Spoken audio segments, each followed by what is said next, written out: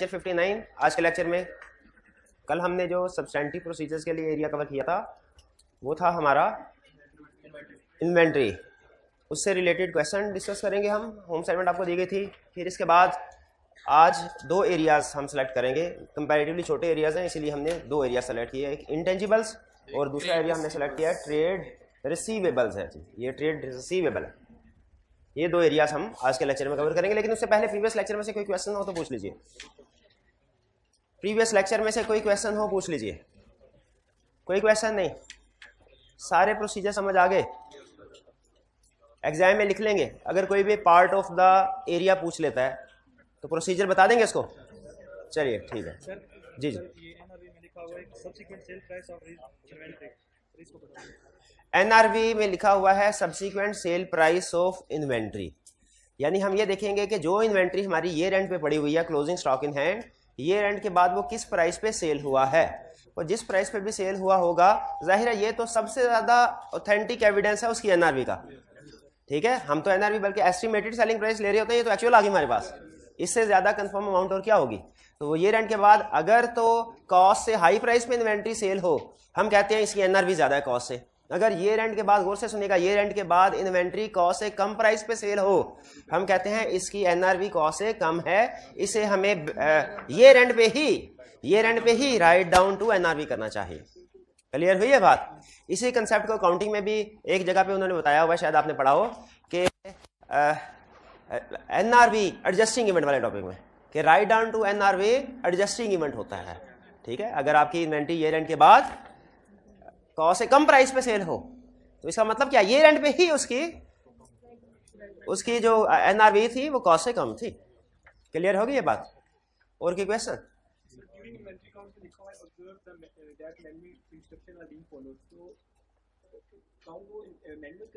हाँ जी बिल्कुल, inventory count करना प्राइमरी रिस्पॉन्सिबिलिटी है मैनेजमेंट की। और वो क्यों इन्वेंट्री काउंट करती है? ताकि क्लोजिंग स्टॉक कैलकुलेट कर सके और उसे फाइनेंशियल स्टेटमेंट में इंक्लूड कर सके। तो पहला स्टेप जो हमारा होता है, ये देखिए, हम करें या ना करें स्टॉक काउंट वो अलग बात है, मैनेजमेंट जरूर करेगी। तो पहला स्टेप हमारा ये होता है, हमने देखना है कि क्या जो इंस्ट्रक्शंस क्लाइंट के स्टाफ को दी गई हैं हायर मैनेजमेंट की तरफ से, वो उन इंस्ट्रक्शंस को फॉलो कर रहे हैं कि नहीं। यानी हमने सिर्फ ऑब्जर्व करना है। स्टॉक काउंट कर कौन रहा होगा? क्लाइंट कर रहा होगा, उसके एम्प्लॉइज कर रहे होंगे। हमने सिर्फ ऑब्जर्व करना है। क्या ऑब्जर्व करना है? कि सही तरह स्टॉक काउंट कर रहे हैं कि नहीं। वो इंस्ट्रक्शन बताएंगे कि सही तरह स्टॉक काउंट क्या होता है। ठीक है, सही तरह स्टॉक काउंट कर रहे हैं कि नहीं। और अगर हम इससे एक स्टेप आगे बढ़ना चाहें और खुद से भी स्टॉक काउंट करना चाहें, क्या वो भी कर सकते हैं? वो भी कर सकते हैं। फर्क क्या होगा? हम जो खुद से स्टॉक काउंट करेंगे वो सैंपल बेस पर करेंगे। ठीक है जी। और कोई क्वेश्चन? जी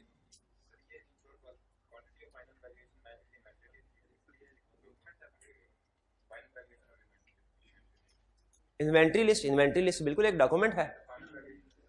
फाइनल वैल्यूएशन का मतलब है कि जो बैलेंस शीट में फिगर जा रही है वो कैलकुलेशन कैसे होती है भला? Quantity multiplied by rate.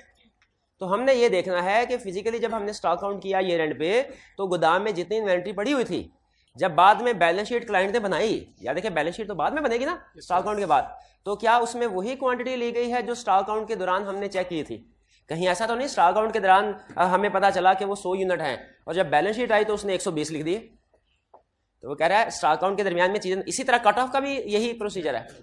हम उधर स्टॉक काउंट के दौरान में लास्ट डे होता है तो लास्ट सेल नंबर और लास्ट परचेज नंबर नोट कर लेते हैं, और फिर देखते हैं जब इनकम स्टेटमेंट बन के आएगी उसमें क्या उसी डेट तक की सेल्स है, कहीं क्लाइंट ने आगे पीछे तो नहीं कर दी। ठीक है, तो ये हम बाद में चेक करते हैं। नोटिंग इन चीजों की, जैसे स्टॉक इतना पड़ा हुआ है, जैसे लास्ट सेल्स नंबर क्या है, लास्ट परचेज नंबर, नोटिंग इनकी स्टॉक काउंट के दौरान में कर लेंगे। लेकिन अब इन अमाउंट्स के, इन ट्रांजैक्शंस के हिसाब से ही फाइनेंशियल स्टेटमेंट्स बनी है कि नहीं, ये चेक करना है। ये बाद में चेक करेंगे जब फाइनेंशियल स्टेटमेंट फाइनल क्लाइंट हमें देगा। क्लियर जी। और कोई क्वेश्चन? चलिए क्वेश्चन पास पेपर की तरफ चलें। पहला क्वेश्चन सेट्स, छोटा सा क्वेश्चन है।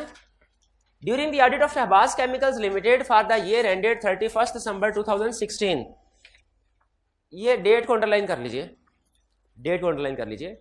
ये हमें ऑडिट रिपोर्ट में के कंसेप्ट्स में और सब्सिक्वेंट इवेंट के कंसेप्ट्स में काम आती है। तो हर क्वेश्चन में काम नहीं आती। मैं चाहता हूं आप अपनी आदत बना लें कि डेट्स को अंडरलाइन किया करें। 31 December year end, audit team had noticed that sales of HCL has declined due to various reason. ठीक है, वेरियस रीजन की वजह से सेल्स कम हो गई and is facing difficulty in selling the existing stock of inventory at current price level, और वो current price level पे इन्वेंट्री बेचने में मुश्किलात का सामना है।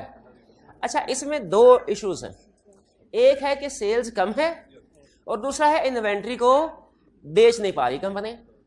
तो मेरे सामने इस वक्त दो इशू सामने आए, दो रिस्क है। पहला रिस्क है अंडरस्टेटमेंट ऑफ सेल्स, जिसे अगर आप थोड़ा सा टेक्निकल लैंग्वेज में, जर्सन वाली लैंग्वेज में बोलें तो वो है कंप्लीटनेस ऑफ सेल्स। पहला रिस्क ये है, और दूसरा रिस्क है वैल्यूएशन ऑफ इन्वेंट्रीज।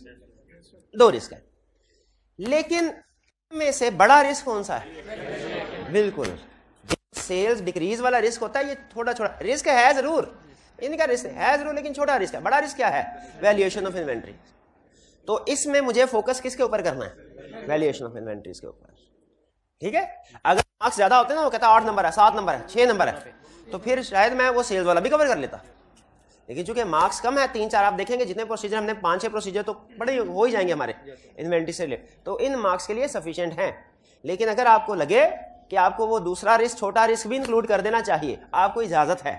कुछ जगहों पे एक्स्ट्रा लिखने को मैं नॉर्मली इजाजत देता हूँ एक्स्ट्रा लिखने को, लेकिन कुछ जगहों पे मैंने मना किया है सिर्फ, मतलब ना, आपको कोड ऑफ एथिक्स में ज्यादा थ्रेड लिखने से मना किया है, इम्पैक्ट ऑन रिपोर्ट में सारी लिखने से मना किया है। तो ये कुछ एक्सेप्शन है, वरना नॉर्मली ज्यादा लिख सकते हैं। हम फोकस किसके ऊपर करेंगे? वैल्यूएशन। अच्छा, मुझे बताइए केस स्टडी में किस लफ्ज से आपको पता चला कि वैल्यूएशन ऑफ इन्वेंट्री का मसला है? दो अल्फाज, दो, एक तो सेल्स हैज डिक्लाइंड, इसको अंडरलाइन कर लें। जहां कहीं पूरे ऑडिट में ये लफ्ज आ गया, इसका मतलब यही है कि इन्वेंट्री फर्क है, इन्वेंट्री नहीं सेल हो रही।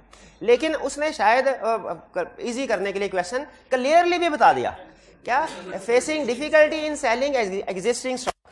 ये तो क्लियर इंडिकेशन होगी। एग्जाम में नॉर्मली इतनी क्लियर इंडिकेशन नहीं देता, वो सिर्फ डिक्रीज इन सेल का जिक्र करता है, लेकिन क्लियर इंडिकेशन होगी। बिल्कुल ठीक है। रिक्वायरमेंट में क्या कह रहा है? Explain the steps which the auditor should perform to ensure that carrying value of inventory is based on lower of cost and NRV. ठीक है, अब क्या आपको केस पढ़ के पता चल गया कि इसका फोकस किस तरफ है? एनआरवी की तरफ है। ठीक है, एनआरवी की तरफ है, तो इसमें एनआरवी की डिटर्मिनेशन के प्रोसीजर लिखेंगे। अच्छा, यहां पे उसने लिखा एक्सप्लेन द स्टेप्स। स्टेप्स कह ले, प्रोसीजर्स कह ले, या कोर्स ऑफ एक्शन कह दे, इन सब का मतलब एक ही है कि बताइए ऑडिटर ने क्या करना है। ठीक है, ऑडिटर ने क्या करना है? तो एनआरवी है, इंश्योर करना है। कैसे इंश्योर करेंगे? Stock lower of cost NRV पे। कुछ एक स्टूडेंट कहने लगा सर उसने रिक्वायरमेंट में कॉस्ट का लफ्ज भी लिखा हुआ है, तो क्या हमें कॉस्ट के प्रोसीजर भी लिख देने चाहिए? मैं इक्का दुक्का लिखने को दिल कर रहा है तो कर दो, ज्यादा नहीं लिखने, क्योंकि उसका फोकस एनआरवी के ऊपर है। ठीक है, एग्जामिनर की रिक्वायरमेंट को समझे, वो आपसे एनआरवी के प्रोसीजर निकलवाना चाह रहा है। तो क्या प्रोसीजर होंगे? फटाफट बताते जाए। पहला प्रोसीजर, मैनेजमेंट से कैलकुलेट करें एनआरवी, और फिर उसकी कैलकुलेशन को रिव्यू करेंगे, और एजिंग रिपोर्ट ऑफ इन्वेंट्री देखेंगे। किस लिए? एक मिनट हरी, दो स्टूडेंट है, एक पास एक फेल, आपने सेलेक्ट करना है कौन सा पास कौन सा फेल। स्टूडेंट नंबर 1 उसने लिखा इंस्पेक्ट एजिंग रिपोर्ट, दूसरा उसने लिखा inspect ageing report to identify obsolete stock. हाँ, ये दूसरा, इसने कंप्लीट सेंटेंस लिखा, मीनिंगफुल सेंटेंस। ठीक है, ये सेंटेंस कंप्लीट है। नॉर्मली सिर्फ ये नहीं हम लिखते कि क्या प्रोसीजर परफॉर्म किया, ये भी लिखना चाहिए क्यों किया। टू का लफ्ज प्रोसीजर में आ जाए, आपका प्रोसीजर बहुत अच्छा हो जाता है। ठीक है, और सिर्फ, और सबसे घटिया प्रोसीजर पता क्या होता है? Check NRV, check cost. वो कहता है भाई यही तो तुमसे चेक करवा रहा हूं, और बताओ कैसे करोगे? दो प्रोसीजर क्या लिख देते हैं? ये लिखते हैं student, check NRV, check cost, और इंपेयरमेंट का check, impairment loss, check impairment calculation. कहता है भाई कैसे करना है बताओ? एस्टिमेट्स, रीजनेबलनेस को वैल्यूएट करना है हमने, कैलकुलेशन में हमने अजम्पशंस देखनी है, फ्यूचर कैश फ्लोज देखना है, जरूरत पड़े तो एक्सपर्ट को एंगेज कर लेना है, एसेट की फिजिकल कंडीशंस देखनी है। ये सारी चीजें आपके कैसे काम करना है ये लिखना है। क्या करना है वो तो मैं पूछ ही रहा हूं आपसे। तो अगर वो कहे बताइए कैसे इंश्योर करेंगे, तो हम लिख देंगे ensure that inventory is valued at lower of cost NRV. से नंबर देगा? नहीं नंबर देगा। तो हमने कंप्लीट सेंटेंस लिखना है। कंप्लीट सेंटेंस में हम उस प्रोसीजर का मकसद भी बताने की कोशिश करते हैं। हमेशा ना सही, लेकिन कोशिश करें अक्सर प्रोसीजर जो आपके हो ना, उनमें आप उसको बताएं कि आप क्या काम कर रहे हैं और क्यों कर रहे हैं। जैसे बैंक रिकंसिलिएशन स्टेटमेंट में एक प्रोसीजर होता है कॉस्ट, CAST कॉस्ट टोटल करना, कि वो देखें अनप्रेजेंटेड और जो डिपॉजिट ट्रांजिट है वो मैच करते हैं कि नहीं टोटल। ठीक है, तो सिर्फ ये लिखना है कॉस्ट बैंक रिकंसिलिएशन स्टेटमेंट काफी नहीं है, लिखना है cost bank reconciliation statement to ensure it is mathematically correct. ठीक है, टू इंश्योर, तो कोशिश करनी है हमारे प्रोसीजर में टू का लफ्ज भी आ जाए जिससे पता चले हम मकसद बताएं टू। बहरहाल आगे चलते हैं। एजिंग रिपोर्ट के अलावा और क्या प्रोसीजर है? फिजिकली इंस्पेक्ट करेंगे इन्वेंट्री की कंडीशन, किस लिए? सिर्फ इतना लिख दूं, फिजिकली वेरीफाई कंडीशन, हाँ, टू आइडेंटिफाई डैमेज इन्वेंट्री। और प्रोसीजर क्या है? हाँ, कंपेयर करें, अगर इन्वेंट्री 6 साल से इंक्रीज हो रही है मैनेजमेंट से इंक्वायर करें। सिर्फ ये लिख दे कि मैनेजमेंट से इंक्वायर करें, इंक्वायर मैनेजमेंट, ये रीजन में इसलिए पूछे हैं to identify reason of not selling of stock. ठीक है, तो हमने इसको कंप्लीट सेंटेंस में प्रोसीजर को लिखना है। ये क्वेश्चन हो गया, इसमें कोई problem? Question 7, during client C Limited, you discovered that the company has issued a sales credit note to a major customer 2 weeks after the company's year end. year end के 2 हफ्ते के बाद एक क्रेडिट नोट इशू किया। Credit note कब issue करते हैं? ये तो पता है ना आपको, क्रेडिट सेल्स रिटर्न हो रही है। The credit note was in respect of shipment of inventory which was found to be faulty. तो डिफेक्टिव इन्वेंट्री का ईयर एंड के बाद रिटर्न होना, ये बताया हुआ ना, ये क्या है? Adjusting event. ये कहाँ लिखा हुआ है? इस पेज पे लिखा हुआ है, ये पेज 328 पे। ठीक है, तो ये एडजस्टिंग इवेंट है। कह रहा है state the audit work required in respect of the above item. Audit work required का मतलब क्या है? क्या काम करना है उसने? ठीक है, तो स्टेप नंबर 1 में तो हम एज ऑडिटर इस इन्वेंट्री को स्टॉक में इंश्योर करेंगे, स्टॉक इन्वेंट्री में इंक्लूड हो, और दूसरा एनआरवी पे हो। क्यों भला? क्योंकि ये एडजस्टिंग इवेंट है। As this is adjusting event, therefore inventory should be included in stock at an. 2 चीजें, इन्वेंट्री को स्टॉक में इंक्लूड करना है, पहली चीज। दूसरी चीज एनआरवी में इंक्लूड करना है। चलिए, अच्छा, अब लेकिन हमें एनआरवी से रिलेटेड प्रोसीजर, एनआर किस अमाउंट की होगी, उसके लिए प्रोसीजर भी तो परफॉर्म करने चाहिए। तो कंफर्म करने के लिए इसकी एनआरवी क्या एनआरवी की प्रोसीजर लिखेंगे। अच्छा, मार्क्स कम है, 2 मार्क्स, ठीक है। हाँ, 1 पॉइंट कम से कम और मजीद लिख दें कि हम देखेंगे कि क्या ये डिफेक्ट दूसरी इन्वेंट्री में तो नहीं है। अगर दूसरी इन्वेंट्री में भी ये डिफेक्ट है, इसका मतलब है पूरा बैच ही राइट डाउन टू एनआरवी करना पड़ेगा। ठीक है, अगर मार्क्स 1-2 और भी देता ना, मैं कहता बाकी की इन्वेंट्री तो देख ली, अब एक दफा मशीन भी देख लो, उसमें तो कोई फॉल्ट नहीं है। अगर मशीन के पुर्जों में कोई फॉल्ट आगे पीछे हो गया है जिससे इन्वेंट्री डिफेक्टिव हो रही है, तो फिर इंपेयरमेंट ऑफ मशीनरी का भी इफेक्ट आएगा। क्लियर? चलिए, ये थे हमारे क्वेश्चंस। 2 ही क्वेश्चन, छोटे छोटे क्वेश्चन थे, लेकिन अब जैसे जैसे याद रखिए आगे बढ़ते जा रहे हैं ना, अब आपके क्वेश्चन ज्यादा होते जाएंगे। इसलिए कि आई कैप नॉर्मली इसमें एक सिचुएशन नहीं देता, बल्कि 2 या 3 सिचुएशन देता है। तो अभी चूंकि हमने थोड़ी सिचुएशन पढ़ी हुई थी, इसलिए क्वेश्चन भी छोटे छोटे थे। अब आपको जो होम असाइनमेंट मिलना शुरू होंगी, उनमें एक क्वेश्चन के अंदर मल्टीपल सिचुएशंस होंगी। ठीक है, आपने उनको एड्रेस करना होगा। यानी अब एग्जाम लेवल की प्रैक्टिस आपकी आज से शुरू। वैसे ये भी एग्जाम लेवल की थी, अगर आपको कंसेप्ट समझ आ गया तो आप वो भी आसानी से कर लेंगे। Home assignment. चलिए, अब चलते हैं हम आज के कंसेप्ट की तरफ, जो कि है intangible non current assets. Intangible, ठीक है, अकाउंटिंग में आप पढ़ते होंगे इनटेंजिबल की बहुत सी टाइप्स है, इनटेंजिबल एसेट्स की। कोई एग्जांपल बता सकते हैं इनटेंजिबल? सॉफ्टवेयर्स हैं, गुडविल है, लाइसेंस, वेबसाइट, ब्रांड बाय करते हैं आप, पेटेंट्स, ट्रेडमार्क्स, कॉपीराइट्स, शाबाश, फॉर्म, बिल्कुल ठीक है। ये सारी एग्जांपल्स हैं हमारे इनटेंजिबल एसेट्स के।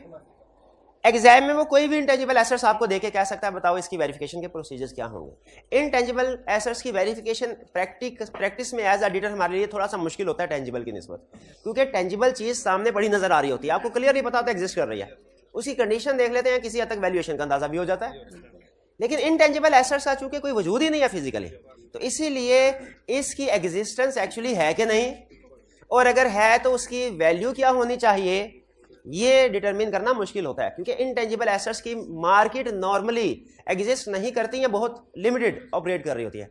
टेंजिबल तो कोई भी चीज है, आप उसको मार्केट में जाके उसकी वैल्यू लगवा सकते हैं। इनटेंजिबल की एग्जिस्टेंस भी वेरीफाई करना मुश्किल होती है, और फिर उसके बाद उसकी वैल्यूएशन होती जरूर है वेरीफाइड, मतलब मुश्किल का है, नामुमकिन नहीं का, वेरीफाई होती है लेकिन थोड़ा सा मुश्किल काम है।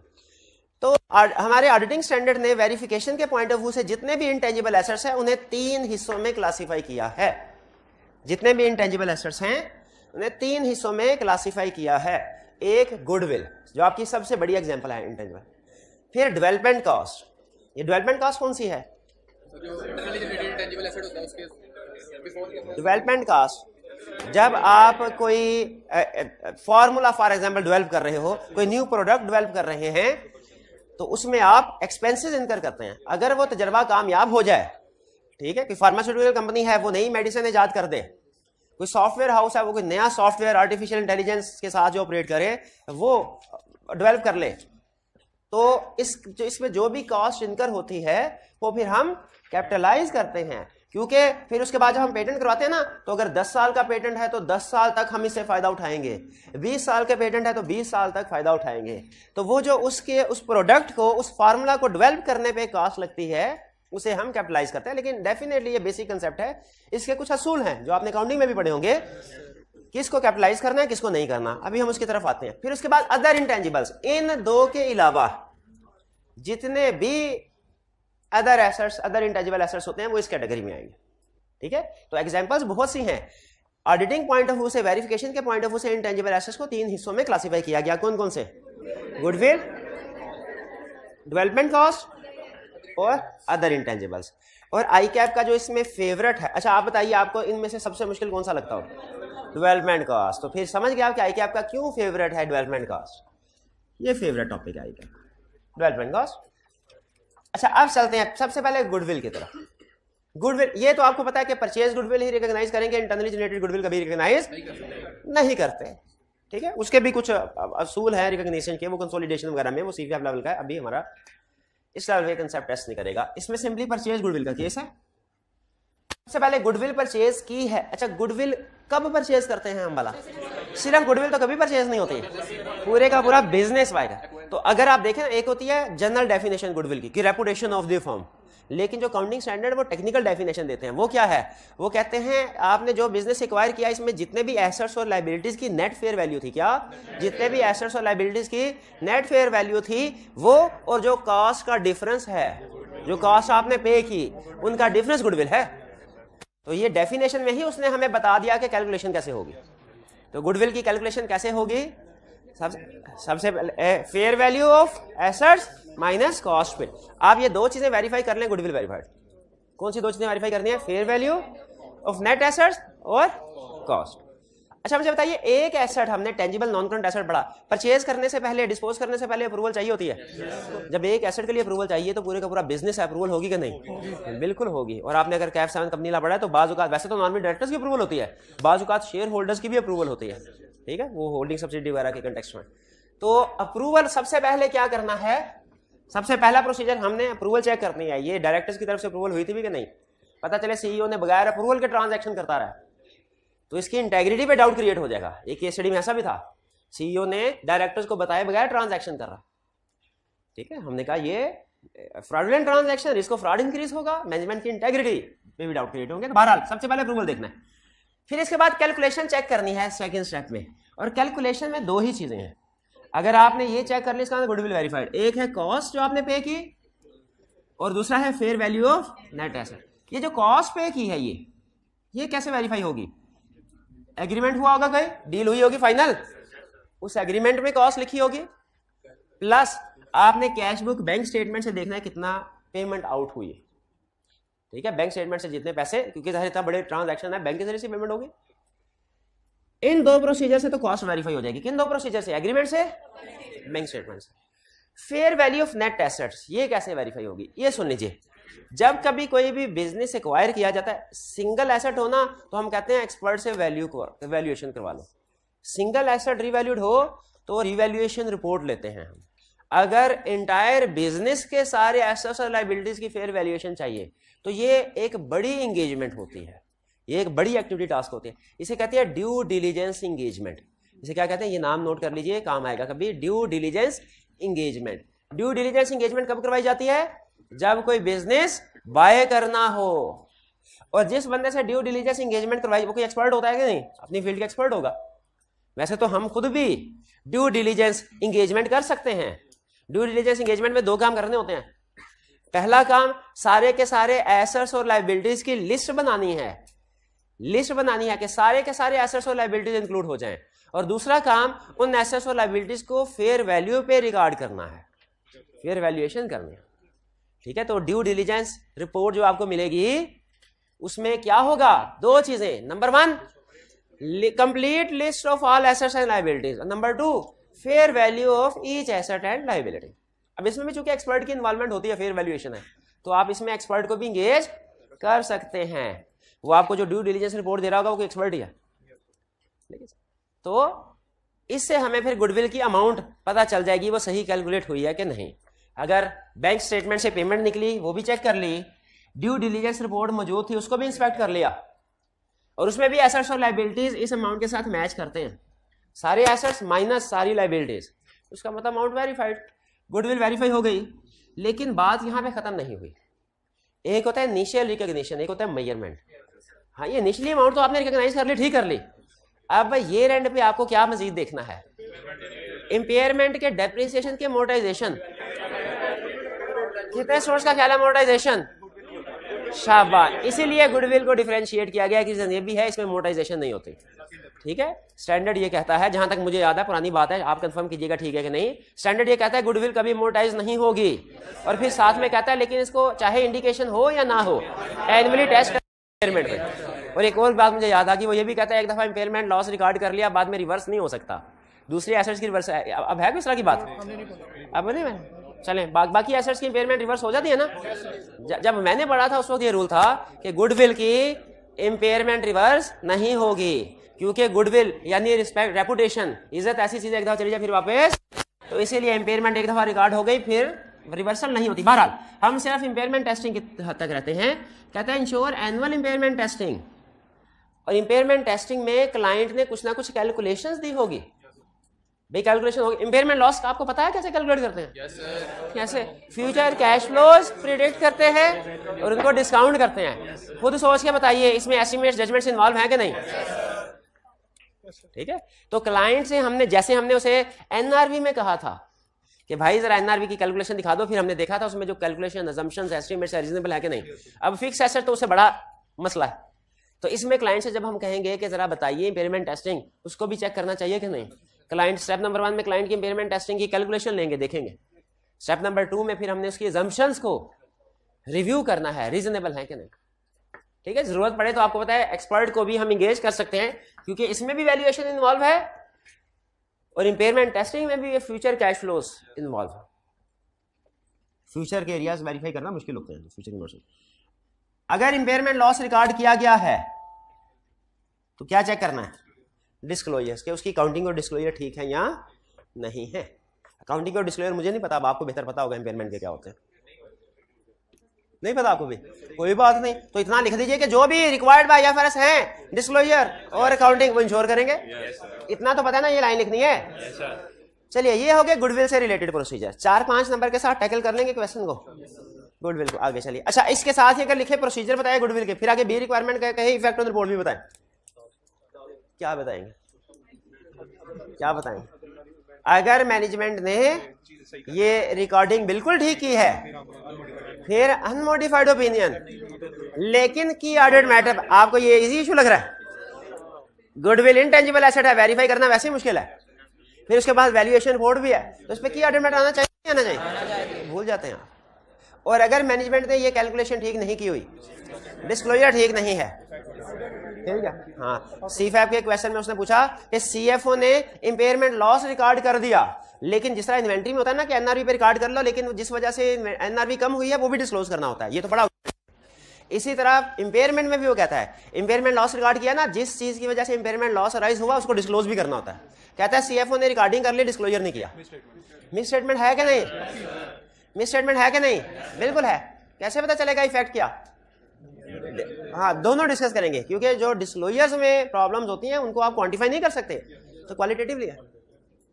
चलिए चलिए, अब चलते हैं next, development cost. Development cost, अच्छा इसका स्टैंडर्ड कौन सा था गुडविल का? 38 था। चल 38 के 36 था। अच्छा, एक इंटेंजिबल का, एक इंपेयरमेंट का है, ये मुझे पता है। 36 इंपेयरमेंट वाला है और 38 इंटेंजिबल का है। चलिए, डेवलपमेंट कॉस्ट।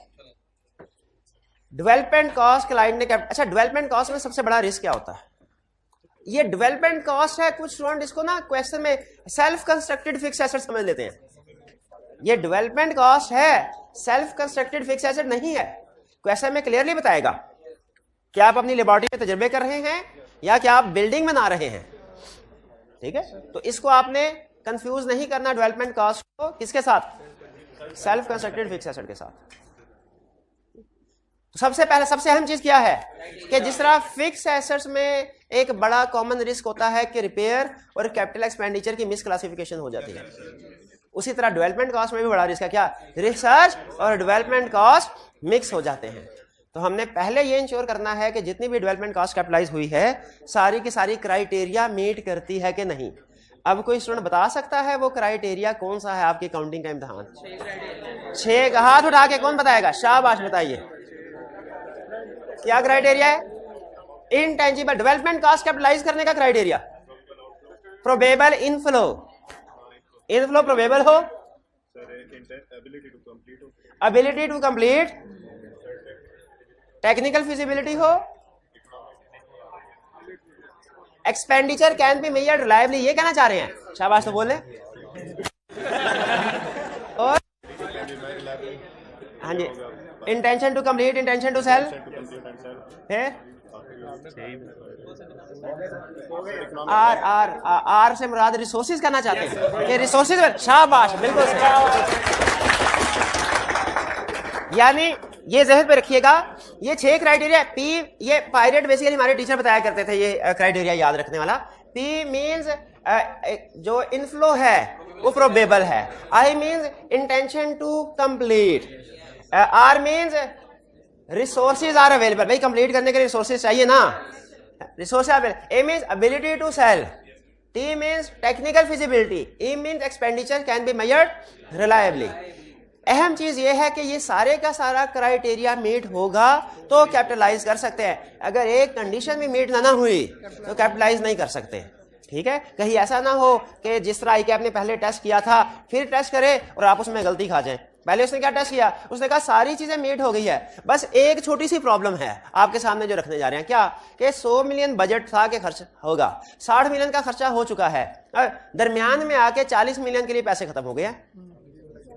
अब बैंक के साथ अरेंजमेंट चल रही है, बैंक ने अभी फाइनल अप्रूवल नहीं दी लोन की, लेकिन मैनेजमेंट कॉन्फिडेंट, मैनेजमेंट आपको तो हमेशा कॉन्फिडेंट ही होती है, मैनेजमेंट का कॉन्फिडेंस ऐसा ही है जैसा आपका कॉन्फिडेंस, हाँ कि इंशाल्लाह के साथ 3 पेपर पास हैं, तो मैनेजमेंट भी क्या कहती है, सर इंशाल्लाह बैंक अप्रूवल दे देगा, फिक्र की बात ही कोई नहीं। तो क्या हमें मैनेजमेंट की प्रेजेंटेशन के ऊपर रिलाई कर लेना चाहिए? इस केस स्टडी में बेसिक प्रॉब्लम क्या है कि क्राइटेरिया में रिसोर्सेज अवेलेबल नहीं है। देखिए प्रोजेक्ट तो तभी बेनिफिट देगा जब पूरा हो जाएगा, आधा प्रोजेक्ट और आधा सीए किसी काम के नहीं, आधा सीए थोड़ा थोड़ा फिर भी काम का होता है थोड़ा, लेकिन आधा प्रोजेक्ट तो किसी काम का नहीं होता, रिसोर्सेज नहीं है। यहाँ पे हमने उसे क्या डिस्कशन करनी थी कि अगर तो रिसोर्सेज अवेलेबल हो जाएंगे फिर इसको कैपिटलाइज कर ले, लेकिन अगर रिसोर्सेज फर्दर अवेलेबल नहीं है, जो 40 मिलियन चाहिए, पैसे खत्म हो गए आपके पास, तो क्या करें, इस सारे के सारे को एक्सपेंस आउट कर दीजिए। ठीक है, फिर आगे फर्दर जो उसने लोन की बात की थी ना केस स्टडी के अंदर, केस स्टडी में याद रखें वो जिस जिस चीज को स्पेसिफिकली डिस्कस करता है ना, हमने अपने सोल्यूशन में उस चीज को डिस्कस करना है। फिर से हमने प्रोसीजर जब हमसे पूछेगा तो हमने किस किस चीज के प्रोसीजर बताने हैं, केस स्टडी के अंदर जिस जिस चीज का जिक्र करेगा लिख ले, केस स्टडी के अंदर जिस जिस चीज का जिक्र करेगा, वो डेटर का जिक्र करे, वो लीगल केस का जिक्र करे, वो इन्वेंट्री का जिक्र करे, वो डेवलपमेंट कॉस्ट का जिक्र करे, फिक्स एसेट का जिक्र करे, जिस जिस चीज का जिक्र करेगा हमने अपने सोल्यूशन में उस इस चीज का जिक्र करना है। ये लाइन बार बार केस स्टडीज में मैं आपको याद करवाऊंगा। कौन सी वाली लाइन? हाँ, केस स्टडी के अंदर जिस जिस स्पेसिफिक इवेंट को, आइटम को उसने डिस्कस किया, अपने सोल्यूशन में हमने उसको डिस्कस करना है। तो क्राइटेरिया मैंने केस स्टडी एग्जांपल के साथ आपके साथ शेयर कर दिया। क्राइटेरिया मीट होना जरूरी है, एक चीज भी मिसिंग होगी और केस स्टडी में वो आपको कोई ना कोई एक चीज मिसिंग करवाएगा। अच्छा, जैसे क्राइटेरिया तो मीट हो गया, फिर इसके बाद क्या हमें इसकी अमोर्टाइजेशन या इसकी इंपेयरमेंट भी टेस्टिंग करनी चाहिए? जैसे अगली केस स्टडी में उसने क्या किया, कहानी को आगे बढ़ाया, उसने कहा आपका अल्लाह अल्लाह करके एक प्रोजेक्ट कंप्लीट हो गया, आपने कैपिटलाइज कर ली कॉस्ट, अब उसे प्रोडक्ट बनाने की तैयारियां हैं, धड़ाधड़ कुछ प्रोडक्ट्स बिक भी रही है, मार्केट में रिस्पांस भी अच्छा है, लेकिन अचानक एक दिन क्या हुआ, एक कंपेटिटर आ गया, उसने अपनी प्रोडक्ट्स जो है लॉन्च की जिसमें 2-3 फीचर ज्यादा हैं आपकी प्रोडक्ट से। बताइए किस तरफ लेके जा रहा है? इंपेयरमेंट की तरफ, इंपेयरमेंट की तरफ। ठीक है, तो इसमें फिर हमने कौन से प्रोसीजर लिखने हैं? इंपेयरमेंट किसकी? इंपेयरमेंट के, डेवलपमेंट कॉस्ट के इंपेयरमेंट के। बेसिक कैलकुलेशन और प्रोसीजर वही होंगे जो हमने पहले पढ़े हैं गुडविल के। ठीक है, मैनेजमेंट से कहेंगे कैलकुलेशन दो, उस कैलकुलेशन में असम्पशन देखेंगे, एस्टिमेट्स देखेंगे। ठीक है, कैश फ्लो फॉर कॉस्ट क्या है, मार्केट सर्वे रिपोर्ट्स क्या हैं, हमारी प्रोडक्ट की रेटिंग क्या है, कस्टमर की प्रोडक्ट की रेटिंग क्या है, ऐसे से पता चल जाएगा ना किसकी प्रोडक्ट बेहतर है। तो ये हमारे इंपेयरमेंट से रिलेटेड प्रोसीजर होंगे। तो क्वेश्चन आपको केस स्टडी बना के, क्वेश्चन केस स्टडी स्टाइल में होगा, लेकिन अगर आपको समझ आ गई तो अल्टीमेटली आपने किसी ना किसी एरिया और किसी ना किसी स्पेसिफिक पार्ट पे ही लैंड करना है। अब चलिए क्राइटेरिया भी हो गया, मीट हो गया क्राइटेरिया, कैपिटलाइजेशन कर दे, फिर आप डिस्कस करें फिजिबिलिटी ऑफ प्रोजेक्ट मैनेजमेंट के साथ कि मैनेजमेंट बताइए प्रोजेक्ट शुरू तो कर लिया आपने, फिजिबल भी है कि नहीं, पूरा कर भी पाएंगे कि नहीं कर पाएंगे। भाई कर तो लिया सीए शुरू, पूरा कर भी पाओगे कि नहीं, इंशाल्लाह। मैनेजमेंट भी कहेगी सर इंशाल्लाह, हमने कहा इंशाल्लाह बिल्कुल। अच्छा अब चले, लेकिन हमने उसकी रीजनेबलनेस को भी देखना। अच्छा अब क्या जो खर्चा मैनेजमेंट ने 60 मिलियन कैपिटलाइज किया हुआ अभी तक वर्क इन प्रोसेस नहीं, क्या कहते हैं इसको, जो भी डेवलपमेंट कास्ट अंडर वर्क होती है उसे डेवलपमेंट कास्ट ही कहते हैं। हाँ डेवलपमेंट, रिसर्च नहीं बोलते, इतना मुझे पता, इतनी को काउंटिंग मैंने पढ़ी हुई है, इतनी को काउंटिंग और रिसर्च सारी एक्सपेंस आउट होगी। तो हमें कॉस्ट 60 मिलियन ही इनकर हुई है, 40 मिलियन तो नहीं हुई, कैसे पता चलेगा, सपोर्टिंग डॉक्यूमेंट चेक करेंगे। अब अगेन डेवलपमेंट कॉस्ट में डिफरेंट तरह के एक्सपेंसेस हो सकते हैं। आप सोचें किस तरह का एक्सपेंस हो सकता है, जितने भी एक्सपेंस हुए उनका सैंपल सेलेक्ट करें और उसकी कॉस्ट को सपोर्टिंग डॉक्यूमेंट्स के साथ चेक करें। ये सपोर्टिंग डॉक्यूमेंट लिखा हुआ है, मैनेजमेंट सपोर्टिंग डॉक्यूमेंट्स के साथ चेक करना है, ठीक है। जैसे फर्स्ट कीजिए, उसने कहा इस प्रोजेक्ट में कुछ साइंटिस्ट काम कर रहे हैं, उनकी टाइम शीट, उनकी सैलरी देखेंगे, कॉस्ट कैपिटलाइज हो। अगर उसने कहा कि कुछ टेक्निकल इक्विपमेंट केमिकल्स यूज हो रहे हैं, उनकी परचेज इनवॉइसेस चेक कर लेंगे, ठीक है जी। और अगर उसने कहा कि कुछ ओवरहेड्स कैपिटलाइज किए गए हैं तो हम देखेंगे जो डायरेक्टली एट्रीब्यूटेबल हैं वो कैपिटलाइज करने हैं, बिल्कुल। रीजनेबलनेस देखते हैं कैपिटलाइजेशन। तो ये हमने जितने भी कॉस्ट कैपिटलाइज हुई है उसका सैंपल सेलेक्ट करके चेक किया वो जेन्युइन है कि नहीं, ठीक है जी। फिर इसके बाद review of list capitalised expenses for proper classification, एक दफा लिस्ट को चेक भी कर लेंगे कि क्या क्लासिफिकेशन ठीक है, कहीं रिसर्च एक्सपेंस इधर तो नहीं आया, ठीक है। जैसे देखिए मैंने एक्सपेंस को वेरीफाई करना है, मैं स्टेप नंबर 1 में मैनेजमेंट से कहूंगा ठीक है 60 मिलियन कैपिटलाइज किया, जरा मुझे लिस्ट तो बना के दे 60 मिलियन में है क्या क्या, ठीक है। मैनेजमेंट लिस्ट बना के ले आती है कि इसमें कौन कौन सी चीज। तो बाज़ औक़ात ऐसा होता है कि हमें लिस्ट को देख के ही पता चल जाता है कि ये मिसक्लासिफाइड है। जैसे फिक्स एसेट रजिस्टर को देख के ही अगर उसमें छोटी छोटी आइटम्स हैं आपको पता चल जाएगा ये रिपेयर है, और रिपेयर एक्सपेंस का टी काउंट देख के ही आपको पता चल जाएगा इसमें जो बड़ी बड़ी आइटम्स हैं वो है फिक्स एसेट्स हैं। तो एक तो हमें उस लिस्ट को देख के पता चल जाएगा, लिस्ट को देख के, और दूसरा अगर लिस्ट को देख के नाम ही पता चले, फिर कुछ आइटम्स आइडेंटिफाई होगी, हम सैंपल बेस पे ट्रांजैक्शन को सेलेक्ट करेंगे और डिटेल सपोर्टिंग डॉक्यूमेंट के साथ चेक कर लेंगे, वहां से भी इंफॉर्मेशन आ जाएगी, ठीक है। ये वाला प्रोसीजर आसान है निस्बतन, ये वाला प्रोसीजर निस्बतन मुश्किल है, इसमें सपोर्टिंग डॉक्यूमेंट्स के साथ मैच कर। फिर मैनेजमेंट से रिप्रेजेंटेशन लीजिए, क्यों? अच्छा रिप्रेजेंटेशन सुन लीजिए, किन चीजों पे हम लेते, रिप्रेजेंटेशन होती क्या है। मैनेजमेंट रिप्रेजेंटेशन या रिप्रेजेंटेशन का मतलब ये है कि हम मैनेजमेंट से रिटर्न फॉर्म में कुछ इंफॉर्मेशन लेते हैं, रिटर्न फॉर्म में एविडेंस लेते हैं मैनेजमेंट से, इसे कहते हैं रिप्रेजेंटेशन, ठीक है। रिप्रेजेंटेशन किन चीजों पे ऑब्टेन की जाती है, किन चीजों पे नहीं, इसके दो असूल है। पहला असूल, भाई जिस जगह पे स्टैंडर्ड ने कह दिया मैनेजमेंट से रिप्रेजेंटेशन लाजमी लेनी है, रिक्वायर्ड है, वहां पे तो रिप्रेजेंटेशन करेंगे। दूसरा, मैनेजमेंट ने ऑडिटिंग स्टैंडर्ड ने ऑडिटर की जजमेंट पे भी छोड़ा हुआ है कि इसके अलावा रिक्वायर्ड एरियाज के अलावा भी अगर ऑडिटर जरूरी समझे तो मैनेजमेंट से रिप्रेजेंटेशन ऑब्टेन कर सकता है, ठीक है। जैसे की ऑडिट वाला कंसेप्ट है ना, लिस्टेड कंपनी में तो रिक्वायर्ड ही है, लेकिन अनलिस्टेड अगर ऑडिटर समझे तो की ऑडिट मैटर को इंक्लूड कर सकता है, लेकिन केस स्टडी में आपने खुद से नहीं अज्यूम करना, ठीक है। केस स्टडी में लिस्टेड है तो आप कहेंगे की ऑडिट मैटर आएगा, अनलिस्टेड है तो आप क्या कहेंगे की ऑडिट मैटर नहीं आएगा। तो नॉर्मली जिन चीजों जो चीजें फ्यूचर से रिलेट कर रही होती है ना, यानी मैनेजमेंट के फ्यूचर के कोर्स ऑफ एक्शन से, उनका हमारे पास करंटली कोई एविडेंस नहीं होता, तो हम मैनेजमेंट से कहते हैं जरा हमें रिटर्न रिप्रेजेंटेशन दे दीजिए कि फ्यूचर में आप यही काम करेंगे। जैसे फर्स्ट कीजिए, मैनेजमेंट यहाँ पे क्राइटेरिया में था मैनेजमेंट की इंटेंशन टू कंप्लीट है। अब ये जो इंटेंशन टू कंप्लीट है ये तो मैनेजमेंट के दिमाग में है, हमें कैसे पता चलेगा ये वाला क्राइटेरिया पूरा हो रहा है कि नहीं? रिप्रेजेंटेशन ही ले सकते हैं और तो कुछ नहीं, या ये रेंट के बाद सब्सिक्वेंट स्टेटस देखेंगे मैनेजमेंट ने जो इंटेंशन के मुताबिक ही काम किया कि नहीं किया। तो इसीलिए इस केस में चूंकि मैनेजमेंट की इंटेंशंस इन्वॉल्व हैं, हमने रिटर्न रिप्रेजेंटेशन भी ऑब्टेन की। लेकिन रिटर्न रिप्रेजेंटेशन का ये मतलब नहीं है कि आपने दूसरे प्रोसीजर परफॉर्म नहीं करने, वो भी करने। और लास्ट में ये मैं डिस्कस हो गया मोनेटाइजेशन एंड इंपेयरमेंट। तो दो डिटेल्स में हमने एरिया डिस्कस कर लिया, गुडविल और डेवलपमेंट कॉस्ट। इसमें खास तौर पर डेवलपमेंट कॉस्ट को हमने डिस्कस किया। अब third type of intangible, other intangibles, यानी इन दो के अलावा जो भी इंटेंजिबल्स हैं, ब्रांड है, लाइसेंस है, इसके अलावा ट्रेडमार्क्स हैं, ठीक है, कॉपीराइट्स है, पेटेंट्स है, सारे हमारे अदर इंटेंजिबल्स में आएंगे। स्टेप नंबर 1, जिस तरह कोई भी टेंजिबल एसेट्स खरीदने से पहले अप्रूवल लेते थे, इनटेंजिबल से पहले भी अप्रूवल लेंगे। स्टेप नंबर 2, चूंकि इनटेंजिबल एसेट्स की कोई फिजिकल एग्जिस्टेंस होती नहीं है, तो इसीलिए ये लीगल डॉक्यूमेंट से कंफर्म होता है कि मैनेजमेंट के पास ये एसेट है कि नहीं। लीगल परचेज डॉक्यूमेंट से होगा ना कंफर्म, मैनेजमेंट को दिखा तो नहीं सकती हमें कि सर ये इंटेंजिबल एसेट नहीं आता। तो लीगल डॉक्यूमेंट्स जो होंगे, किसी से हमने एग्रीमेंट किया होगा, सर फ्रेंचाइज स्टार्ट करनी है, उसने एग्रीमेंट किया होगा कि ठीक है इन टर्म्स एंड कंडीशन पे आप स्टार्ट कर सकते हैं, इतनी पेमेंट आप मुझे लमसम कर दें। तो लीगल एंड परचेज डॉक्यूमेंट्स। और फिर अमोर्टाइजेशन एंड इंपेयरमेंट देखनी है कि क्या इसकी अमोर्टाइजेशन और इंपेयरमेंट हो रही है कि नहीं। हर इनटेंजिबल एसेट की अमोर्टाइजेशन और इंपेयरमेंट चेक करनी चाहिए सिवाय गुडविल के। गुडविल की तो हर गुडविल की तो इंपेयरमेंट टेस्टिंग होगी, अमोर्टाइजेशन नहीं होगी, ठीक है। तो देखिए आप बाकी के एसेट्स को हमने डेप्रिसिएशन और अमोर्टाइजेशन और इंपेयरमेंट दोनों चीजें टेस्ट की है, लेकिन गुडविल के केस में सिर्फ इंपेयरमेंट, क्योंकि इसकी एनुअल अमोर्टाइजेशन नहीं होती। क्लियर जी? कोई क्वेश्चन पूछना चाहते हो तो पूछ लें।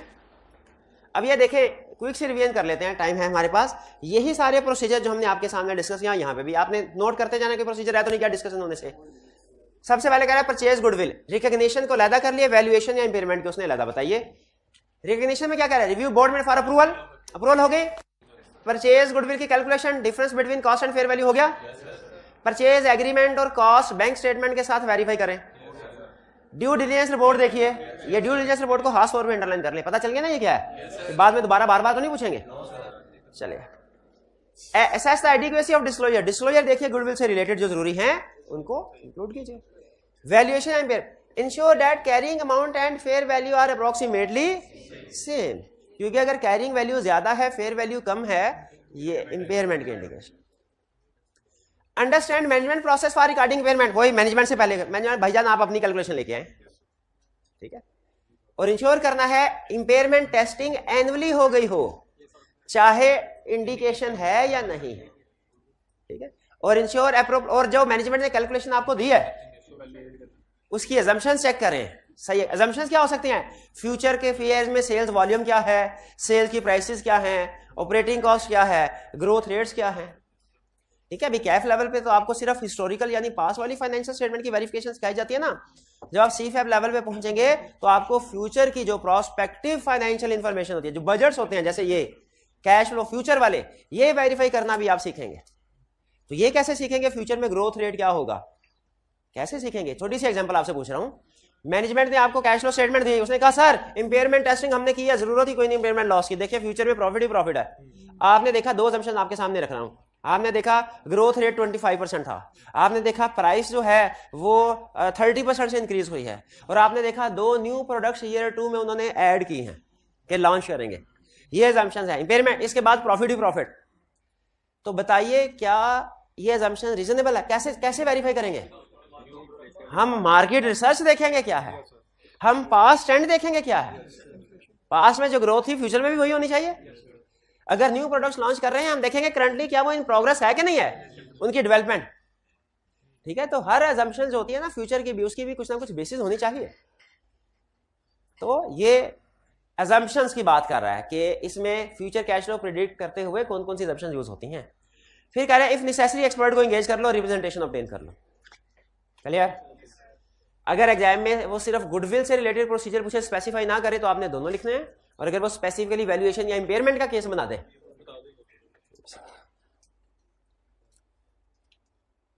एक केस स्टडी में उसने पूछा था कि गुडविल पिछले साल रिकॉग्नाइज हुई थी 100 मिलियन की, और इस साल प्रोडक्ट के सही परफॉर्म ना करने की वजह से डिमांड वगैरह कम हो रही है, मार्केट में कंपनी की रेपुटेशन कम हो रही है। बताइए क्या रिकॉग्निशन और इंपेयरमेंट दोनों के प्रोसीजर लिखेंगे? नहीं, रिकॉग्निशन तो लास्ट ईयर में हो चुकी थी, अब हमने सिर्फ इंपेयरमेंट के। शाबाश, इसी तरह आपने पहचानना होगा। डेवलपमेंट कॉस्ट, जी जी, एनआरबी के वो डिपेंड करता है क्वेश्चन में, अगर वो मजीद डिस्कशन करता है, अगर उसने प्रोडक्ट का भी जिक्र किया कि प्रोडक्ट सेल नहीं हो रही तो फिर इन्वेंट्री के एनआरबी के प्रोसीजर भी आएंगे। जी क्राइटेरिया की बात कर रहा है सबसे पहले डेवलपमेंट कॉस्ट में, फिर कह रहा है फिजिबिलिटी डिस्कस करो। फिजिबिलिटी में क्या, फिजिबिलिटी में थोड़ा डिटेल बता रहा है आपको कि डेवलपमेंट कॉस्ट में देखो प्रोजेक्शंस या फ्यूचर फॉर कॉस्ट रीजनेबल है कि नहीं, प्रोडक्शन और मार्केटिंग प्लान देखो, फंडिंग रिक्वायरमेंट है कि नहीं, ठीक है, obtain representation from management regarding intention to complete the project, ठीक है, ये सारी चीजें। प्रोजेक्शन फॉर कॉस्ट, इससे हमें पता चले कि फ्यूचर में प्रोडक्ट प्रॉफिटेबल है कि नहीं। प्रोडक्शन एंड मार्केटिंग प्लान कि जो सपोर्ट कर रहा हो फ्यूचर में मैनेजमेंट ने जो ग्रोथ रेट बताया है, जो ग्रोथ रेट फ्यूचर में मैनेजमेंट ने बताया है, क्या मैनेजमेंट का प्रोडक्शन प्लान और मार्केटिंग प्लान उसके मुताबिक है, ठीक है। जैसे मुझे याद आ गया वो एक केस स्टडी थी जिसमें फ्यूचर के C5 लेवल की थी, फ्यूचर में मैनेजमेंट ने सेल्स को तो ग्रो किया था कि हमारे यूनिट्स 25% हर साल इंक्रीज होंगे, लेकिन नीचे मार्केटिंग एक्सपेंस सेम था, मार्केटिंग एक्सपेंस सेम था। तो बताइए क्या इसमें कोई प्रॉब्लम है कि असम्पशन रीजनेबल है? हाँ, इसमें इनकंसिस्टेंसी नहीं है। सेल्स बढ़ रही है तो मार्केटिंग एक्सपेंस में बढ़ने चाहिए, घर बैठे थोड़ी सेल बढ़ जाएगी। तो ये चीजें हैं जो जब वो कहते हैं ना असम्पशंस को रिव्यू करो, कैश फ्लो फॉर कॉस्ट को रिव्यू करो, तो वो इन चीजों को हम देख रहे होते हैं। सेल्स का ट्रेंड क्या है, कॉस्ट का ट्रेंड क्या है, क्या कॉस्ट और सेल्स जो रिलेटेड है, जो भी असम्पशंस हैं उनके मुताबिक मूव हो रहे हैं कि नहीं हो रहे। फंडिंग रिक्वायरमेंट देख लें कि क्या आपके पास इतने फंड्स हैं कंप्लीट करने के लिए कि नहीं, इसके ऊपर आई आपने आपको बताया था केस स्टडी में टेस्ट किया कंसेप्ट। फिर कॉस्ट का सैंपल लेके सपोर्टिव डॉक्यूमेंट चेक करें, डेवलपमेंट कॉस्ट में देखें क्लासिफिकेशन ठीक है कि नहीं, पॉसिबिलिटी ऑफ इंपेयरमेंट, बाकी सारे हमने डिस्कस कर लिए, सिर्फ ये चीज हमारी एडिशनल थी जो हमने डिटेल में भी डिस्कस कर। Other intangible board minutes for approval हो गया discuss, legal and purchase documents हो गया डिस्कस, यूजफुल लाइफ देखो क्या है, मोनेटाइजेशन, ये बेसिकली उसकी मोनेटाइजेशन रिलेटेड बता रहा है। अदर इंटेंजिबल्स कोई भी होगा उसकी लाइफ वैल्यू के हिसाब से कैलकुलेशन करेंगे। Discuss with management review for possibility of impairment subsequent हो, ठीक है। लेकिन ये ध्यान में रखिएगा हमने अदर इंटेंजिबल्स या डेवलपमेंट की इंपेयरमेंट तब टेस्ट करनी है जब इंडिकेशन होगी, और गुडविल की चाहे इंडिकेशन हो या ना हो हर साल होगी। ये था जी हमारे इंटेंजिबल्स के एसेट्स। अब आपका फेवरेट एरिया है, फेवरेट और इंतहाई इजी। सबसे पहले तो देखें, पहला क्वेश्चन जो हम अपने आप से किसी भी एरिया को स्टार्ट करते हुए पूछते हैं वो ये है, क्या इसमें असर्शन वाइज हमें प्रोसीजर बता रहा है कि बगैर असर्शन? इसमें असर्शन है तो हमारी अप्रोच भी असर्शन वाइज होगी, ठीक है। लेकिन इसमें इसने 2-3 असर्शंस को इकट्ठा कर दिया है, एग्जिस्टेंस और राइट्स एंड ऑब्लिगेशन, तो हम भी इकट्ठा कर देंगे, हमें क्या, जैसे आई कहे उसी तरह हमने काम करना है, ठीक है जी। कम एग्जिस्टेंस, अच्छा अब मुझे ये बताएं क्या ये सारी असर्शंस अकाउंट बैलेंस की ही है, क्योंकि ट्रेड रिसीवेबल वेरीफाई करने जा रहे हैं हम, अकाउंट बैलेंस की है। चलिए ठीक है, ठीक है, कट ऑफ नहीं है अकाउंट बैलेंस की, हाँ जी। तो कट ऑफ यहाँ पे क्यों है, क्या रीजंस हो सकते हैं? हाँ जी, क्योंकि डेटर्स का दूसरा इफेक्ट सेल्स पे होता है, तो यहाँ पे ये सेल्स की असर्शन है कट ऑफ, आपको मैसेज देना चाह रहा है, कह रहा है सुन लो, अगर सेल्स पे कट ऑफ ठीक लगाया ना तो आपके डेटर्स भी ठीक होंगे, और अगर सेल्स का कट ऑफ ठीक नहीं है आपके डेटर्स भी गलत होंगे। इसी तरह जब आप ट्रेड पेबल्स में हम जाएंगे वहां पे दोबारा हैरान होंगे, क्यों? उसमें भी कट ऑफ आएगा, वो क्यों आया? पर है तो क्रेडिटर अकाउंट बैलेंस की असर्शन, क्रेडिटर अकाउंट बैलेंस का एरिया है, उसमें क्लास ऑफ ट्रांजैक्शन की असर्शन क्या करने आ गई? कट ऑफ क्या करने आ गई? क्योंकि क्रेडिटर्स का दूसरा इफेक्ट परचेजेस पे होता है, परचेजेस इफेक्ट क्रेडिटर्स, तो अगर परचेजेस का कट ऑफ ठीक है तो क्रेडिटर्स भी ठीक है, अगर परचेजेस गलत तो क्रेडिटर भी गलत, ठीक है। तो परचेजेस का इफेक्ट किसमें जाता है? क्रेडिटर का, ठीक है। जी शाबाश शाबाश। अच्छा अब चले one by one procedure, existence rights and obligation देखने के लिए कह रहा है सेलेक्ट। अच्छा ये उसने ना कंप्लीट प्रोसीजर बताया, मैं कंप्लीट प्रोसीजर नहीं सिर्फ कीवर्ड्स आपके सामने रखूंगा। इसमें क्या है? रिसीवेबल सर्कुलराइजेशन, सर्कुलराइजेशन क्या देखा? अल्टरनेट कंफर्मेशन लेटर का दूसरा नाम है सर्कुलराइजेशन। रिसीवेबल सर्कुलराइजेशन का मतलब डेटर को कंफर्मेशन लेटर भेजो, पेबल सर्कुलराइजेशन, क्रेडिटर को कंफर्मेशन लेटर भेजो। तो करते क्या है, कहते अच्छा सारी कहानी मैं आपको बताता हूँ क्या कह रहा है। कह रहा है डेटर्स में आपने क्या करना है, डेटर्स का सैंपल सेलेक्ट करना है, उनको कंफर्मेशन लेटर सेंड करना है, सेंड करने के बाद इंतजार करना है। जब जवाब आएगा कुछ का बैलेंस मैच करेगा, कुछ का नहीं। जिनका बैलेंस मैच करेगा वो तो उधर ही दफन कर दो, ठीक हो गया। और जिनका फर्क आया, कोई मसला आया, तो क्या करना है, इग्नोर कर दें कि फर्दर या अल्टरनेटिव प्रोसीजर परफॉर्म करें। ये सारी कहानी में यही कह रहा है। तो इसको याद करने के लिए सिर्फ एक वर्ड, क्या, कंफर्मेशन लेटर। अब एग्जाम में जब आप लिखेंगे तो एक स्टूडेंट सिर्फ इतना लिखेगा, सेंड कंफर्मेशन लेटर, और दूसरा ये 2-3 लाइन सारी लिखेगा, खुद बताइए।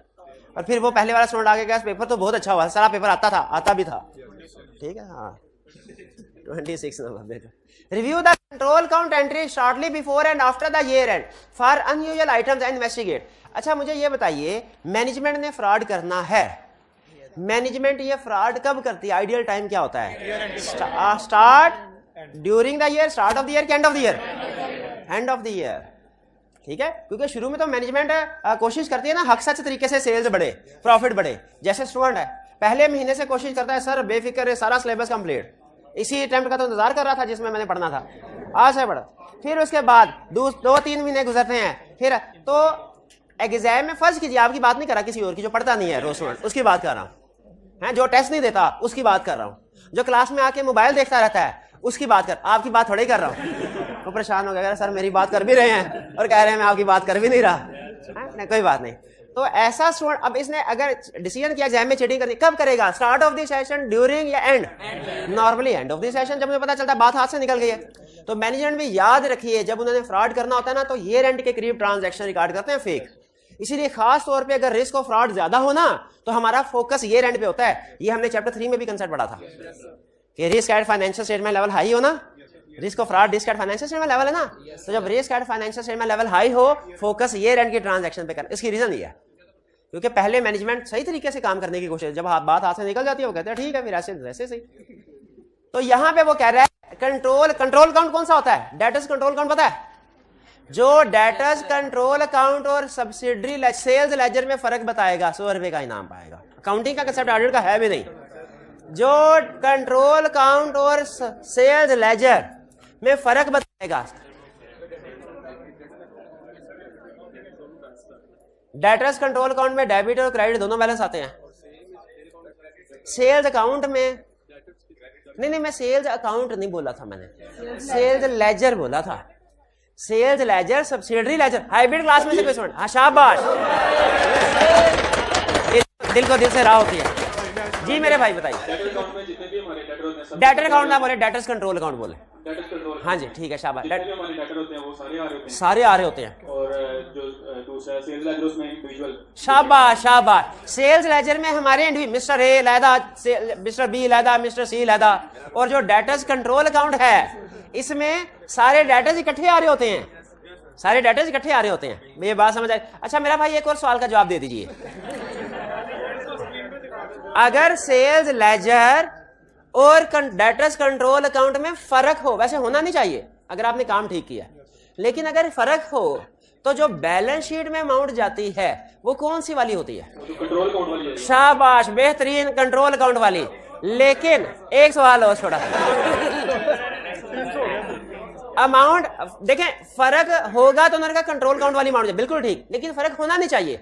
अगर फर्क है सेल्स लेजर में और कंट्रोल अकाउंट में, तो आप क्या करेंगे, सस्पेंस अकाउंट, बहुत ही शाबाश। सस्पेंस अकाउंट में ये काम करते हैं, रिकंसिलिएशन बनाते हैं, शाबाश। उस रिकंसिलिएशन को क्या कहते हैं, bank reconciliation, control account reconciliation, बेहतरीन। ठीक है भाई, समझ आया। ये रिकंसिलिएशन का डेटर आइंदा आपसे क्यों पूछे, ये डेटर्स कंट्रोल अकाउंट रिकंसिलिएशन किस चीज का नाम है, आपने कहना है debtor control account reconciliation is reconciliation between debtors control account and sales ledger. फिर वो कहेगा अच्छा ये कंट्रोल अकाउंट और सेल्स लेजर क्या है, कंट्रोल अकाउंट में टोटल सारे डेटर्स की एंट्री होती है, उसमें एंट्री होती है कंट्रोल में डेटर्स डेबिट सेल्स क्रेडिट, उसमें mister A debit sales credit entry नहीं होती। जबकि सेल्स लेजर जो होता है उसमें इंडिविजुअल डेटर्स की एंट्री होती है mister A, mister B, mister C. चलिए अच्छा गैस कीजिए फिर अब आपसे एक सवाल और पूछता हूँ, हमने अगर कंफर्मेशन लेटर सेंड करने के लिए, जैसे सर्कुलराइजेशन बोला हमने, सेंड करने के लिए सैंपल सेलेक्ट करना है, अब आए ना लाइन पे, सेल्स लेजर में से सैंपल उठाएंगे, शाबाश। तो यहाँ पे कह रहा है कि कंट्रोल अकाउंट में देखो ये रेंट से थोड़ा सा पहले और थोड़ा सा बाद में, ये कोई बड़ी एंट्री तो नहीं है। अगर कोई बड़ी एंट्री है कंट्रोल अकाउंट में, इसका मतलब है वो फेक एंट्री है, क्योंकि नॉर्मली क्लाइंट ने जब प्रॉफिट को ओवरस्टेट करना होता है, ये रेंट पे 31 दिसंबर को फेक ट्रांजैक्शन रिकॉर्ड करता है, डेबिट डेबिट सेल्स क्रेडिट, और फिर 2 जनवरी को रिवर्स कर देता है, क्योंकि उसे पता होता है ऑडिटर आके पूछेगा कलेक्शन क्यों नहीं आई, कलेक्शन क्यों नहीं, हाँ, तो वो रिटर्न करवा देता है। तो इसलिए कह रहा है कंट्रोल अकाउंट इमीडिएटली बिफोर, ये रेंट से 2-4 दिन पहले और 2-4 दिन बाद देखो, खास तौर पे कोई मशकूक ट्रांजैक्शन नजर आए, अनयूजुअल नजर आए, उसको सेलेक्ट कर ले, क्योंकि वो फेक होगी, वो जेन्युइन डेटर एग्जिस्ट नहीं कर रहा होगा, वो फेक डेटर को इंडिकेशन। भाई ये 2 प्रोसीजर समझ आ गए। कंप्लीटनेस कैसे इंश्योर करेंगे, डेटर सारे के सारे रिकॉर्ड हो गए। कहता है सेल्स लेजर में से इस साल की लिस्ट निकालें और पिछले साल की लिस्ट भी तो होगी, उसके साथ कंपेयर कर लें। अगर कोई डेटर ऐसा है जो पिछले साल था, इस साल नहीं है, तो सामने आ जाएगा कि नहीं। लिस्ट ऑफ डेटर्स लीजिए, क्या कह रहे हैं, कंप्लीटनेस कैसे इंश्योर करेंगे। हो सकता है कोई डेटर आपकी लिस्ट में ना आया हो, कैसे इंश्योर करेंगे, पिछले साल के लिस्ट ऑफ डेटर्स लेंगे, इस साल के लिस्ट ऑफ डेटर्स लेंगे, कंपेयर कर लेंगे। अगर कोई डेटर पिछले साल बैलेंस आ रहा था, इस साल बैलेंस नील है, तो इसका मतलब रिस्क है क्या, उसे इंक्लूड नहीं किया। Obtain list of debtors from sale ledger, ensure that it agrees with control account. Select a sample of sale invoices and trace into debtors account. कि सारी ट्रांजैक्शन रिकॉर्ड होगी कि नहीं होगी। कंपेयर वाला उसने यहाँ पे नहीं लिखा हुआ, लेकिन ये ज़हन में रखिएगा, ये है प्रोसीजर, ये क्रेडिटर में आएगा, डेटर में भी रेलिवेंट होता है। ठीक है, कि लिस्ट लेके कंपेयर कर लो कि सारे डेटर्स शामिल हो गए कि नहीं, जो पिछले साल, उम्मीद तौर पे जो पिछले साल के डेटर्स है वो सारे के सारे साल में क्लोजिंग बैलेंस होना चाहिए ना। अच्छा, ये प्रोसीजर क्या है, select a sample of sale invoices and trace into debtors account. जो सेल्स हुई हैं, ये वही स्टेप है, कौन से वाला, कंप्लीटनेस वाला। सपोर्टिंग डॉक्यूमेंट का सैंपल सेलेक्ट करो और देखो रिकॉर्डिंग हुई है कि नहीं। क्लासिफिकेशन, प्रेजेंटेशन, डिस्क्लोजर्स, ये तो रूटीन वाला, ये प्रॉपरली क्लासिफाइड और डिस्क्लोज है कि नहीं एज पर IFRS। अच्छा, डेटर्स की क्लासिफिकेशन तो नॉर्मली करंट ही नहीं होती, कि नॉन करंट भी हो सकती है, नॉन करंट भी हो सकती है अगर रिसीव साल के बाद करना हो। कुछ अमाउंट ऐसी होती हैं जो ऐसा होता है रिसीवेबल होती हैं साल के बाद, तो वो नॉन करंट भी हो सकता है, इसीलिए उसने क्लासिफिकेशन लिखा है। नहीं समझ आ रही, कुछ रिसीवेबल भी ऐसा हो सकता है साल के बाद रिसीव करने हो, कुछ पेएबल भी। बात कुछ डेटर जो बैंकरप्ट होने के करीब होते हैं ना, वो फिर कहते हैं सर हमें कुछ एक्स्ट्रा टाइम दीजिए, हमें कोई कम से कम 30 साल का टाइम दीजिए। तो अगर उसे 30 साल का टाइम दिया पैसे देने के लिए, तो करंट में थोड़े ही उसको लिखेंगे, कहाँ लिखेंगे, नॉन करंट में। चलिए फिर cut off test check, sale invoice आपने चेक करनी है कि कट ऑफ टेस्ट आपको पता है कैसे परफॉर्म करते हैं, कि ये रेंट से पहले वाली ट्रांजैक्शन और हमने ये रेंट की लास्ट ट्रांजैक्शन नोट कर लेते हैं और देखते हैं उससे पहले वाली ट्रांजैक्शन पिछले पीरियड में रिकॉर्ड हो और उसके बाद वाली ट्रांजैक्शन नेक्स्ट वीक। ये कट ऑफ टेस्ट कहलाता है और ये हमेशा फाइनल ऑडिट में परफॉर्म किया जाता है, याद है। वैल्यूएशन, ये सबसे अहम असर्शन यही थी। सबसे पहले डेटर्स प्रॉपरली वैल्यूड है कि नहीं, पहला स्टेप। प्रोविजन देखें सही है कि नहीं। जैसे जब बूम हो ना इकोनॉमी में, जैसे आजकल पाकिस्तान की इकोनॉमी बूम हो तो बताइए बैड डेट ज्यादा होते हैं कि कम। इकोनॉमी बूम होना, ये पाकिस्तान की एग्जांपल साइड पे रहने दें। जब इकोनॉमी इकोनॉमिक्स में बढ़ा ना, जब बूम पे हो तो बैड डेट कम होते हैं और जब रिसेशन में हो, डिप्रेशन में हो, बैड डेट ज्यादा होते हैं। इकोनॉमी डिप्रेशन में है लेकिन क्लाइंट ने पिछले साल के इसमें बैड डेट कम कर दिया। अब बताइए रीजनेबल है ये प्रोविजन, असम्पशन रीजनेबल है? नहीं है।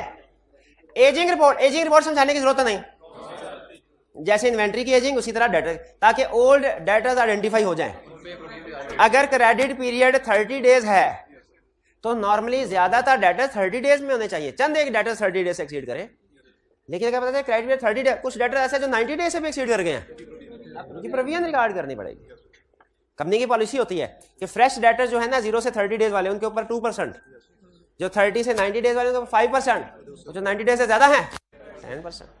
हम इसकी एजिंग रिपोर्ट देखेंगे। एजिंग रिपोर्ट याद रखें हमेशा प्रोविजन रिकॉर्ड करने के लिए बनाई जाती है, ठीक है, पुराने डेटर्स या पुराना स्टॉक आइडेंटिफाई करने। इंक्वायर अबाउट डिस्प्यूटेड रिसीवेबल, भाई डिस्प्यूटेड रिसीवेबल कौन सा है? जिसके साथ झगड़ा चल रहा है। इसको क्यों इंक्वायर कर रहे हैं? क्योंकि जिसके साथ झगड़ा चल रहा है आपका, अगर डेटर के साथ चल रहा है ना, फिर बैड डेट हो गया, फिर पैसे ना मिले। ऐसे ही है ना, जिस बंदे से पैसे लेने हो उससे लड़ाई हो जाए, पैसे मिलते हैं? कोई नहीं मिलते। इसीलिए कह रहा है, देखो अगर कोई ये केस स्टडी में भी टेस्ट करता है डिस्प्यूटेड रिसीवेबल, इसको अंडरलाइन कर लें इस कंसेप्ट को। जिस डेटर के साथ कोई लिटिगेशन चल रही हुई, जिस डेटर के साथ कोई डिस्प्यूट चल रहा हुआ, प्रोविजन कंफर्म है, ठीक है।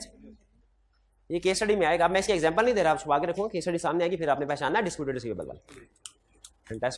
Customer communication and board minute, हाँ वो ये कस्टमर की जो मैनेजमेंट के साथ कम्युनिकेशन उसको भी चेक कर ले, क्यों डिस्प्यूटेड है तो पता चले झगड़ा किस चीज का, झगड़ा किस चीज का है। ये कैसे पता चलेगा?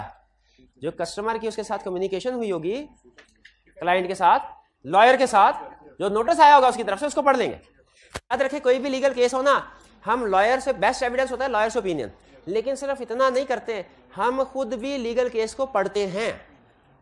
आपको लॉ पढ़ाया जा रहा है ना, पता है डिसीजन क्या है, बेसिक डिसीजन क्या होती है, लीगल प्रोविजन क्या होती है, इसलिए ताकि आप लीगल केस पढ़ सके खुद से भी, आपको मसले की नोयत का पता हो। Disputed examine cash recovery from debtor after the year and.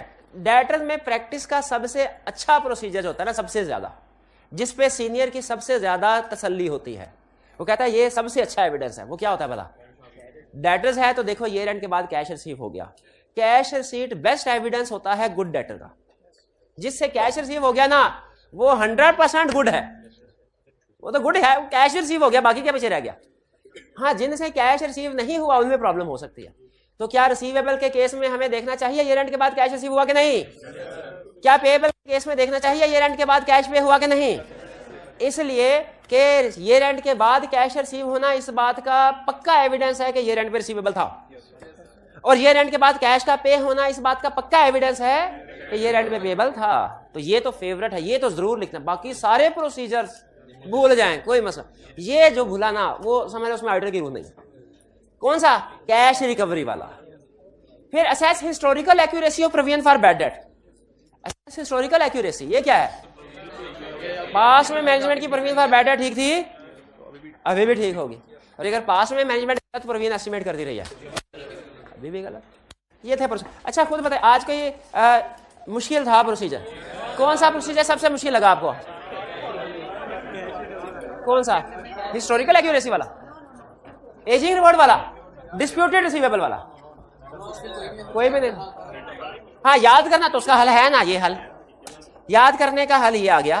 भाईजान डिस्ट्रीब्यूट करते हैं, ये कब से इंतजार कर रहे थे? 3 दिन से ये किताब को हाथ नहीं लगा रहे थे कि डायरेक्ट याद करेंगे, हैं? सही समझा आपके जज्बात का, बिल्कुल। तो फौरन दीजिए, इन्होंने आज ही सारा याद कर लेना, पिछले एरियाज भी देखना, आज याद कर लेंगे।